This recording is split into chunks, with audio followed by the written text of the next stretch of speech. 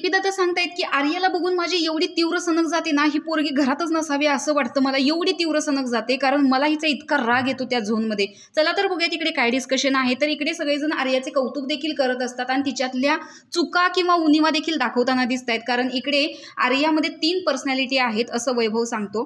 तर ज्या वेळेस तिनं रायटिंग केलेलं आहे किंवा रॅप केलेलं आहे ते बघितले ना, असं वाटतं की स्ट्रॉंग पर्सनॅलिटी असेल, कशी असेल ही मुलगी. आणि ज्यावेळेस ही आपल्यासोबत बसते किंवा टास्क खेळते त्यावेळेस वाटतं अरे हिनं लिहिलंय, ते आश्चर्याचा धक्का बसतो की हिनं लिहिलंय. तेव्हा डीपी सांगतो की मला सुद्धा असं होतं ना, ज्यावेळेस ही अशी ह्या झोनमध्ये असते ना, मला तिचं ऐकत बसावं वाटतं. आणि ज्यावेळेस ती टास्क खेळताना किंवा ती त्या झोनमध्ये जाते, त्या लेवलला आवाज वाढवते, असं ती तीव्र सनक जाते ना, असं वाटतं ही घरातच नको या. खरंच मी सिरियसली बोलतो हे. त्यावर वैभव म्हणतो की अरे जबरदस्त पर्सनॅलिटी वाटते. तिच्या 3 पर्सनॅलिटी आहेत.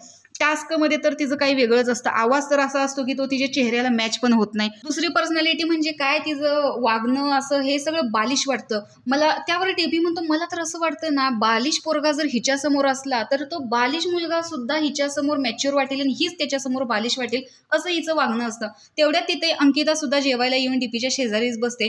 तर अशा प्रकारे इकडे वैभव आर्याला नावजतोय देखील, कारण तिचं रायटिंग किंवा रॅप जे केलेलं आहे त्याची कशालाच तोड नाही, जबरदस्त वाटतं.